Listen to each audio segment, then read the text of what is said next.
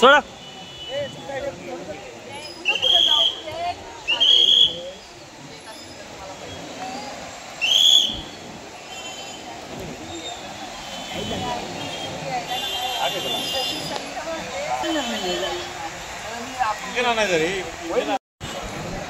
नमस्कार, मी गीतांजली ढोपे पाटील, भारतीय जनता पार्टी महिला मोर्चा अध्यक्षा आणि आमची आज महिला मोर्चाची सगळी टीम इथे आलेली आहे।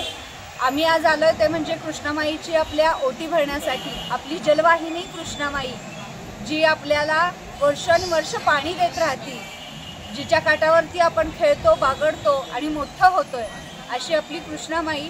या कृष्णामाईला आत्ता खरं तर आपल्या इथं थोडीशी पुराची परिस्थिती निर्माण झालेली आहे। आत्ता जे पाणी वाढलेलं आहे ते आहे 39 फुटावरती पाणी आहे आणि भरपूर असा खळखळाट आवाज ऐकायला येतोय।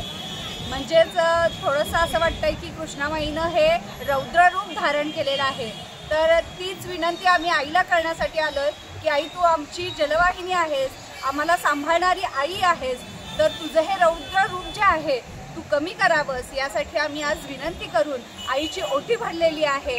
आमच्या सरचिटणीस, त्याचबरोबर माजी नगरसेविका उर्मिलाताई बेलवलकर यांनी ही ओटी भरली। त्याचबरोबर आमच्या मंडळाच्या ज्या अध्यक्ष आहेत स्मिताताई भाटकर, त्या आहेत माझ्याबरोबर, आणखी आमच्या ईशाताई साठे आहेत आणि त्याचबरोबर आमच्या रेखाताईसुद्धा आहेत। या सगळ्यांनी मिळून ही ओटी भरलेली आहे आणि आईला प्रार्थना केलेली आहे। फक्त आता इतकंच होतंय, आपण या आईचं रौद्र रूप बघण्यासाठी येतोय, मात्र सेल्फी काढताना काही प्रॉब्लेम्स होतात।